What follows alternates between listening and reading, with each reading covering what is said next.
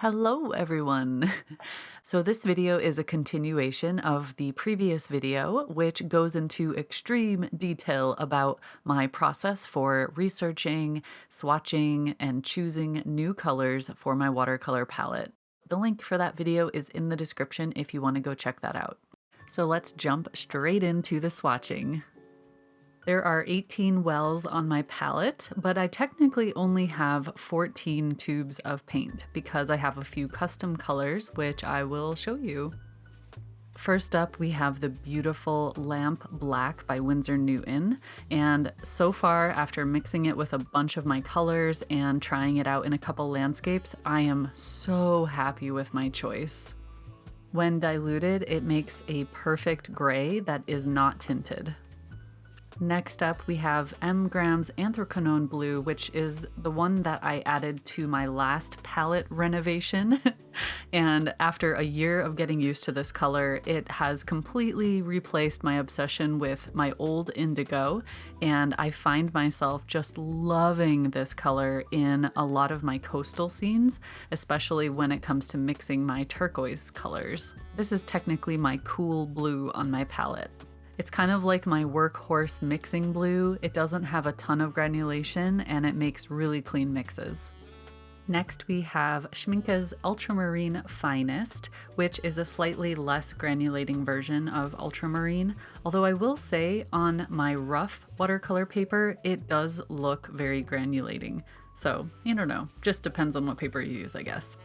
But this is definitely a staple and is really wonderful for sky blue, as well as mixing into various ocean and coastal scenes. And when I mix it with various yellows, I'm able to get a slightly more neutralized green. And when you put it next to the Anthracnone Blue, it looks like a very warm blue, at least to my eye.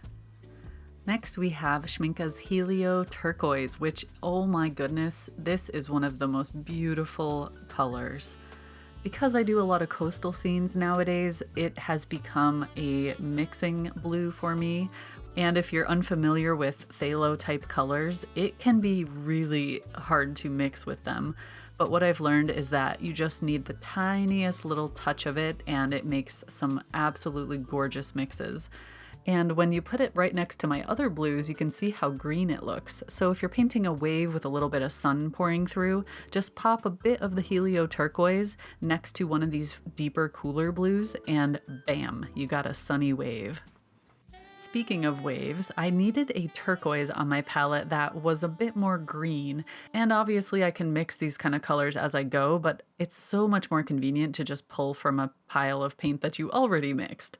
So for this I went with a mixture of Anthracnone Blue and Diopside Green, or Diopside Genuine, and you can see here that it's a very beautiful deep gem tone of like an emerald blue.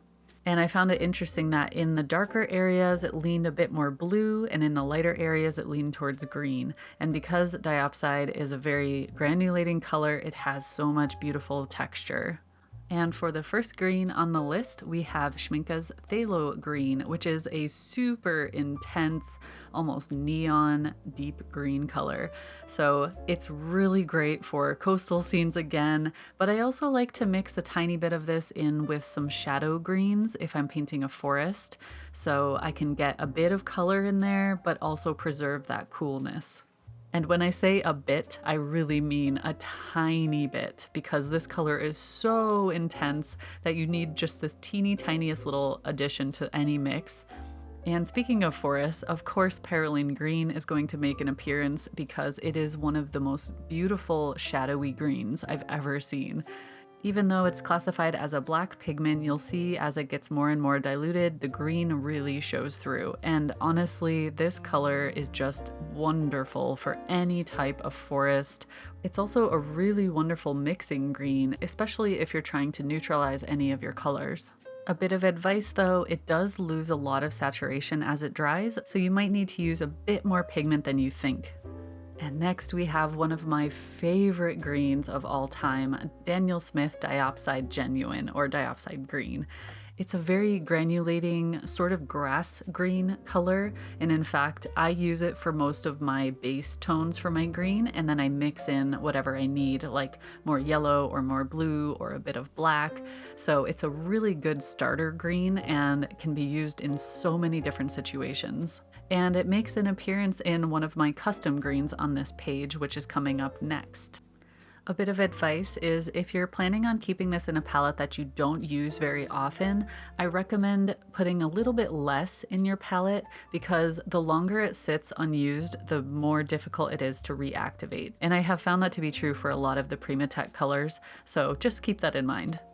Okay, side note, I'm really annoyed by that little line you see to the left of the opacity marker. Oh well, I didn't want to reprint and redraw everything on this page. So for this custom green, I used Diopside Genuine as the base, and then I added a bit of yellow ochre and my lamp black. And I was kind of shocked when I first painted with it because it looked exactly like my old chromium green, maybe leaning a bit towards green gold, especially in the diluted sections, which turned a little more yellow. And it's a bit more of an opaque green because it has that yellow ochre mixed in, but when it dries it becomes this beautiful olive green, and I have found myself using it a lot for mosses and grassy fields. So for my next custom green, I went with a mixture of the new vanadium yellow and my helio turquoise, because I really wanted to have a convenience green that would be perfect for backlit or spring leaves. And way back in the day, I used to use green gold, but I no longer use that because I don't have nickel azo yellow on my palette anymore. This one is actually a bit more blue than what it looks like on the screen, but you get the idea. It's just a really bright yellowish green. And of course, we have the new Schmincke Vanadium Yellow. As I mentioned before, it is slightly opaque, but when it dries, it looks a little bit less so. And honestly, when I mix it with other colors, I barely notice that unless I use a lot of it. It's definitely nowhere near as opaque as my yellow ochre or English Venetian red. Here we go with one of my favorite yellows ever. The more I use this color, the more I find myself reaching for it in a lot of different situations. I feel like this is such an underrated color. It makes such beautiful neutral mixes, especially greens and browns and grays. And when I was in search of a new yellow, I honestly considered using yellow ochre as my primary yellow. And you know what? I probably still will sometimes. Next up, we have a little typo. This is actually Daniel Smith Quinacridone Burnt Orange, not Schmincke. I don't even know if Schmincke makes one of these. But anyways, it has been on my palette for a very long time, pretty much since 2016. And even though I don't use it quite as often as my other colors, I find that it's a very useful, specialized color. So there's certain things that I really like it for, especially for giving a pop of color in an autumn landscape. Oh, you all know how much I love English Venetian red. Well, maybe you don't. I love this color for mixing with basically anything on my palette when I need to create a little bit more neutral, muddy tones. You might hear the word muddy colors and run in the opposite direction, but I'm here to tell you that sometimes muddy colors are exactly what you need in your landscape. You just have to know how to balance it with your clean and vibrant tones.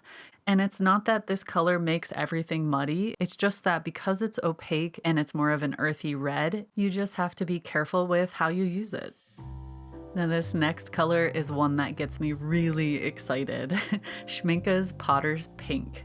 It is a heavily granulating, very neutral, pinkish, almost salmon tone, especially when you use a lot of it. If you water it down a lot, it becomes a very, very light, kind of dusty rose color, so it is very versatile. But for the most part, I end up mixing it with my other tones for certain things. Like for instance, mixing this with a bit of yellow ochre and even quinacridone magenta is one of my favorite ways to make a sandy beach. Next up we have Schmincke Perylene Violet, which is one of my very few reddish tones, and I use it the most for mixing. So if I add a bit of yellow to this, it becomes much more reddish orange depending on what I use. And if I add it to my blues, I get some beautiful, slightly more earthy purples. It's another one of those colors that dries a lot lighter, so again, you may have to use a bit more than you think at first. Next up we have Quinacridone Magenta by Winsor Newton. I also have the Holbein version and I just use them sort of interchangeably on this palette. If you dilute this color slightly, it is the most vibrant, beautiful bright pink, and in the mass tone it's a very deep magenta. You can also mix a bit of bright yellow with this to get a very bright red. And if you ever want to mix your own purple, this color is perfection. Speaking of which, my final color on the palette is my custom purple. This time I went with a mixture of Quinacridone Magenta and Phthalo Green. Surprise! Phthalo Green shows up in a purple. It is honestly such a beautiful amethyst type tone, and when it dries it becomes slightly more neutralized. This color has served me well in a few of my recent forest scenes, as I love adding purple to my trees.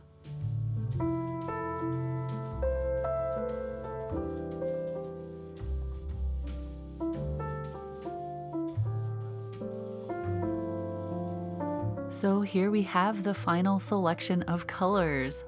In the coming weeks, I will show you some process videos where I'll show you exactly how I like to use this limited palette for painting landscapes. I will also be filling my portable palettes with these colors so that I can take it out on the road, because I'm going to be doing some waterfall hunting soon with plenty of plein air painting. I've uploaded a high-resolution scan of this page to my Patreon. The link for that is in the description, along with a link to my supplies and a link to the previous video, which shares my entire process for researching and choosing new colors. So hopefully with all of that, I've answered any questions you all have, and I am really excited to get painting again. Take care, everyone, and I will see you again soon.